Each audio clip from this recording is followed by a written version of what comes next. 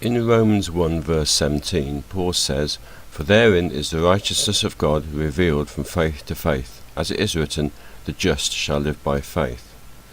What do the words "from faith to faith" mean?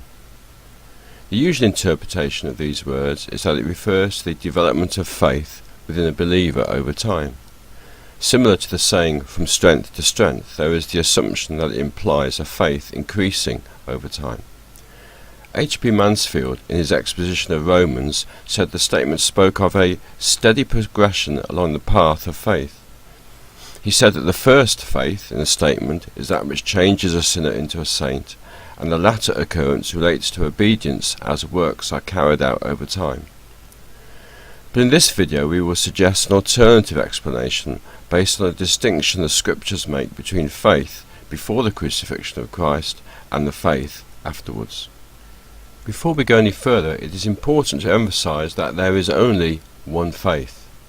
But what we will see is that over time the things which have to be believed in order to have faith in God have increased. In Romans 3 verse 30 and 31, Paul speaks about faith and justification. But what is not apparent in the AV, but which we have shown on the screen, is that in the original Greek some of the occurrences of faith have the word "the" before them. So the text should read, "Seeing it is one God which shall justify the circumcision by faith, and uncircumcision through the faith, do we then make void the law through the faith? By no means, yea, we establish the law." We find a similar thing in Galatians 3 verses 23 to 26.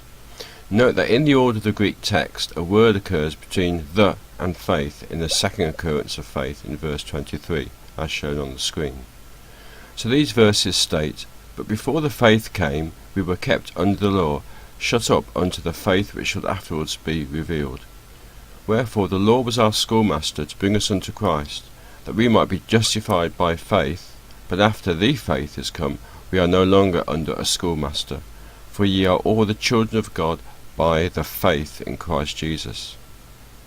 So what is the difference between faith and the faith?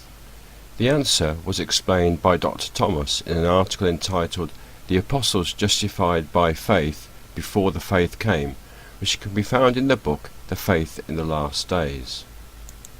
He said, "Before the crucifixion of Christ, the apostles were Israelites under the law, which was then in full force, the Abrahamic covenant not having been confirmed by the blood of its mediator, the Christ. They were not required to believe in the mystery of its confirmation any more than the prophets were until the confirmation was established. They were under a dispensation of justification by faith, not of justification through the faith, because when they were justified, the faith had not come." Dr. Thomas suggested that the faith refers specifically to the set of doctrines which include those associated with the death and resurrection of Christ. During the mortal ministry of Christ, the disciples did not believe in or understand the need for Christ to die, but they were still justified in the sight of God, but by faith, not the faith.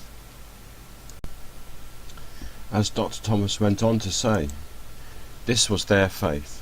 They believed the things covenanted to Abraham and David, and that Jesus was the Christ. But they did not understand nor believe, though it was told them that Jesus should be put to death and rise again. They did not know, in any sense of the word know, that there should be remission of sins to the prophets and themselves through the death and resurrection of Jesus.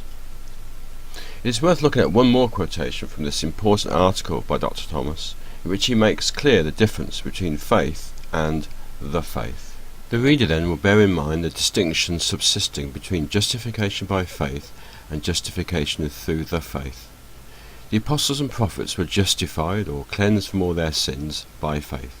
But since the day of Pentecost, no Jew or Gentile can obtain pardon or purification by the same formula as they. To believe the word of the kingdom and that Jesus is Son of God will, since that notable day, save no man apart from the revealed mystery. Nor would the belief that the Christ should die and be raised again, apart from the recognition of Jesus as the Christ and the word of the kingdom, save a believer. The area of faith was enlarged by the apostolic proclamation into the faith, so that after the day of Pentecost, the doctrine of the apostles presented people with more things to be believed for justification than were believed by Abraham, Moses, David, Daniel, or themselves. So, the word faith, depending on the context, can sometimes specifically refer to those things believed by the faithful in Old Testament times, and can sometimes refer to those things which constitute the gospel after the death and resurrection of Christ. In the latter case, the doctrines include all those believed by the faithful in Old Testament times. In both cases, it is the one faith. Now, it's important to note that the word "the" is not always put before the word "faith" when faith is referring to the beliefs of the apostles after the resurrection of Christ. For example, here in Acts 14 verse 27, it is the door of faith, not the door of the faith.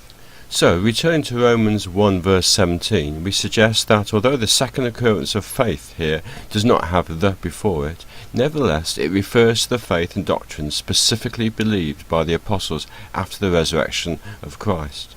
The first faith refers to the faith and beliefs held by those of Old Testament times and initially by the disciples. But how does the first faith reveal the righteousness of God to the second faith? The writings associated with the first faith, the law and the prophets, speak about the righteousness of God. The audience, as it were, for this revealing are the writings of the apostles. How does the Spirit, through Paul, demonstrate this? In Habakkuk 2 verse 4, the prophet, who had faith in God, reveals the righteousness of God with the words, "The just shall live by faith." Who does he reveal it to? To those of the faith held by the apostles. That Paul quotes the words from Habakkuk is evidence that it has been both revealed to the apostles and received by them. And this is how the righteousness of God is revealed from faith to faith.